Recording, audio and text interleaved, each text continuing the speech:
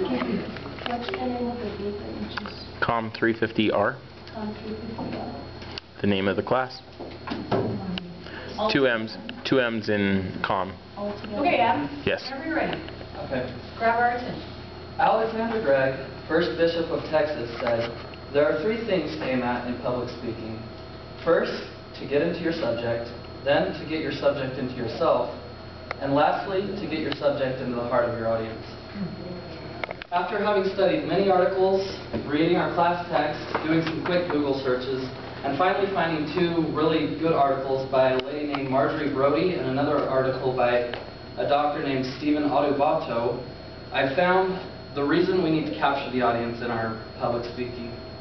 This will obviously apply to you guys as a class, and you have to give your own speeches, but it applies to me more than anything because I was the one with the question on how to capture an audience.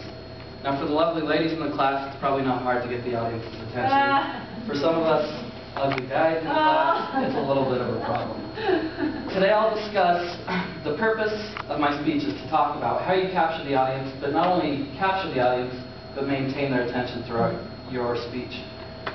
I'm going to discuss the visual components necessary, the critical confidence it takes, and the useful tools that we've discussed in class and that our text talks about in how to capture and continually motivate the audience. So first, visual component. Marjorie Brody, the professional public speaker, said, "The way we deliver our message to other people is made up of three components, what I call the 3 V's, visual, vocal, verbal. Each carries a percentage of the listener's perception of the total message. These overall percentages can vary based upon the speaker, the subject, and the audience. However, the visual component usually carries the most weight with audience members. A person's body language, posture, eye contact, and facial expressions are the main areas in this equation. This follows the theory that first impressions count." So obviously a posture, when you speak, probably don't look at what I'm doing because I'm probably not doing exactly what you're supposed to do. You're supposed to stand up comfortable, stand straight up. You're to look like you know what you're talking about. Don't slouch, don't make any movement that's uncomfortable. When you use gestures, there's a way to use positive gestures to draw a crowd in. You can also use negative gestures, such as putting your hands behind your back or doing what I like to call the praying hands. Those will close yourself off from your audience, and it's a quick way to lose the attention of the audience.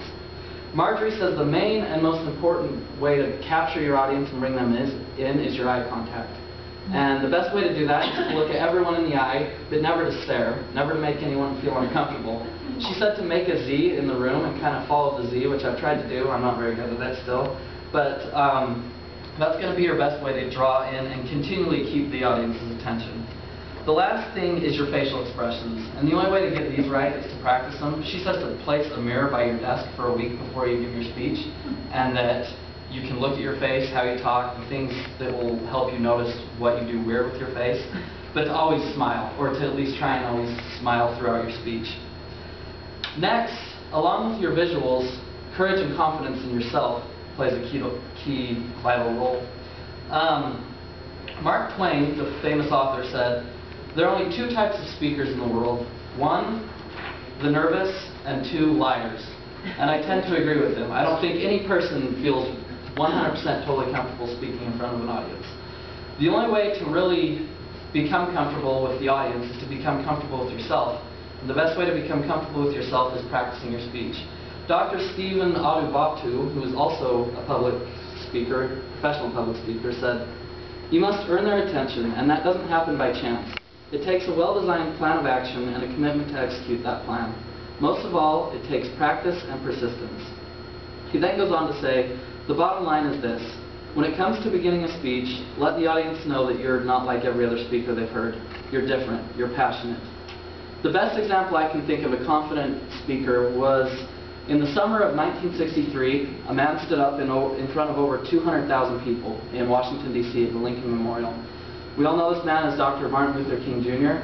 He gave his famous I have a dream speech, which was a speech that spoke about racial equality and the injustice of slavery and the injustice of hatred and bigotry that can happen in America when people don't accept others for their skin color and for their values. He obviously was so passionate and so confident in his speech that although he was speaking to sympathizers at the time, he captured the audience's attention so much that people wanted to kill him and eventually did kill him, all because of his message of equality and racial justice. he caught the audience's attention so much that some people couldn't let it go, and he was eventually killed for what he had to say. Lastly, know the material. If you research and are passionate about what you have to speak on, no matter what topic you're given, you're going to feel more confident, you're going to sound more confident, you're going to know what you're talking about. In my other public speaking class, we got to choose, I think we had to do 6 speeches, and all 6 of the speeches I chose to do on music, whether it was a band, or a type of music, or a concert, or an instrument, and it made it so much easier, way easier than today, and I had to speak to way more people. It was a bigger class, but I never felt nervous because I felt like I knew the material enough that it wasn't a big deal. I could talk about anything, and I knew what I was talking about. Lastly, along with confidence and with how you present yourself is going to be the useful tools we've discussed in class. I didn't want to spend too much time on this because we've talked about it, but things such as questions or jokes, stories, quotes, all of those things are going to draw in your audience, and they're going to be a way to capture the attention, but you can't just rely on having just captured the attention of the audience to continually keep their attention. You want to keep their attention throughout the speech. I've found that I like stories. They seem, especially stories with questions, they solicit the audience participation. They bring the audience in, and they help the audience to stay focused.